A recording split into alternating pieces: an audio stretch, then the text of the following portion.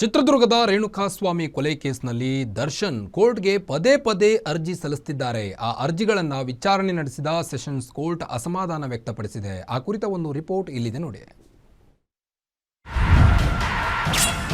ದರ್ಶನ್ನಿಂದ ಕೋರ್ಟ್ಗೆ ಪದೇ ಪದೇ ಅರ್ಜಿ. ದಾಸನ ಪರ ವಕೀಲರ ವಿರುದ್ಧ ಕೋರ್ಟ್ ಆಕ್ಷೇಪ. ಜೈಲಿನಲ್ಲಿ ರಾಜಾತಿಥ್ಯ, ಡೆವಿಲ್ಗೆ ಮಹಾಮೋಸ. ಚಾಲೆಂಜಿಂಗ್ ಸ್ಟಾರ್ ದರ್ಶನ್ಗೆ ಅನ್ಲಕ್ಕಿ ದೆಸೆ.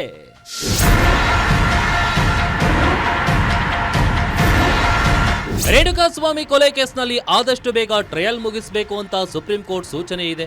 ಆದರೆ ಟ್ರಯಲ್ ದಿನಾಂಕ ನಿಗದಿ ಮಾಡಲು ಪ್ರಕರಣದ ಆರೋಪಿಗಳು ಒಬ್ಬರು ತಪ್ಪಿದ್ರೆ ಮತ್ತೊಬ್ಬರು ಅನ್ನೋ ರೀತಿ ಕೋರ್ಟ್ಗೆ ಅರ್ಜಿಗಳನ್ನ ಸಲ್ಲಿಸುತ್ತಿದ್ದಾರೆ. ಅದರಲ್ಲೂ ದರ್ಶನ್ ಸಲ್ಲಿಸಿರೋ 3 ಅರ್ಜಿಗಳ ಸಂಬಂಧ ಇಂದು ವಿಚಾರಣೆ ನಡೆಯಿತು.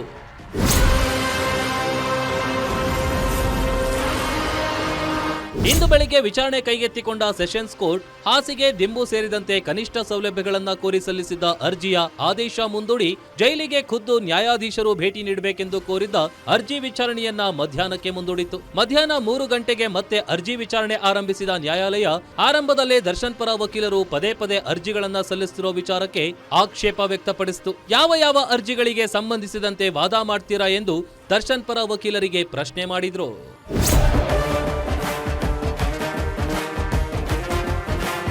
ಬಳಿಕ ವಾದ ಮಂಡಿಸಲು ಅವಕಾಶ ಮಾಡಿಕೊಟ್ಟಿದ್ದು ವಾದ ಆರಂಭಿಸಿದ ವಕೀಲ ಸುನಿಲ್, ನಾವು ಯಾಕೆ ಪದೇ ಪದೇ ಅರ್ಜಿ ಹಾಕ್ತಾ ಇದ್ದೀವಿ ಅಂದ್ರೆ ಯಾವುದೇ ಸೌಲಭ್ಯ ಸಿಕ್ಕಿಲ್ಲ.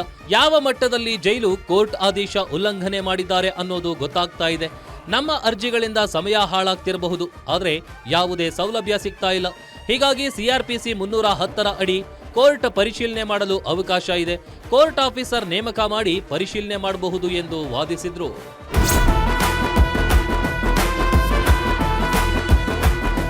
ಬಳಿಕ ಪ್ರತಿವಾದ ಆರಂಭಿಸಿದ SPP ಪ್ರಸನ್ನಕುಮಾರ್, CRPC 310 ಅಡಿಯಲ್ಲಿ ಅರ್ಜಿ ಸಲ್ಲಿಸಿದ್ದಾರೆ. ಈ ರೀತಿಯ ಅರ್ಜಿಗಳು ದಿನನಿತ್ಯ ಸಲ್ಲಿಕೆ ಮಾಡ್ತಾರೆ. ಮತ್ತೊಂದು ದಿನ ಬಂದು ಇನ್ನೊಂದು ಅರ್ಜಿ ಹಾಕ್ತಾರೆ. ಜೈಲಿಗೆ ಹೋಗಿ ಜಡ್ಜ್ ಪರಿಶೀಲನೆ ಮಾಡಲು ಸಾಧ್ಯವಿಲ್ಲ. CRPC 310 ಹೇಳೋದೇ ಬೇರೆ, ಪದೇ ಪದೇ ಅರ್ಜಿ ಸಲ್ಲಿಸಿ ಸಮಯ ಹಾಳು ಮಾಡುವ ಕೆಲಸ ಮಾಡ್ತಿದ್ದಾರೆ. ಜೈಲಿನ ದಾಖಲೆಗಳನ್ನ ಕೋರ್ಟ್ಗೆ ಸಲ್ಲಿಸುವಂತೆ ಕೋರಿದ್ದ ಅರ್ಜಿಗೆ ಸಂಬಂಧಿಸಿದಂತೆ ಕೋರ್ಟ್ ಮಾಡಿದ ಆದೇಶಕ್ಕೆ ಯಾವುದೇ ಉಲ್ಲಂಘನೆಯಾಗಿಲ್ಲ. ಯಾವ ಆದೇಶ ಉಲ್ಲಂಘನೆಯಾಗಿದೆ ಎಂದು ತಿಳಿಸಿದ್ರೆ ದಾಖಲೆ ಸಲ್ಲಿಸುತ್ತೇವೆ ಎಂದು ವಾದಿಸಿದ್ರು.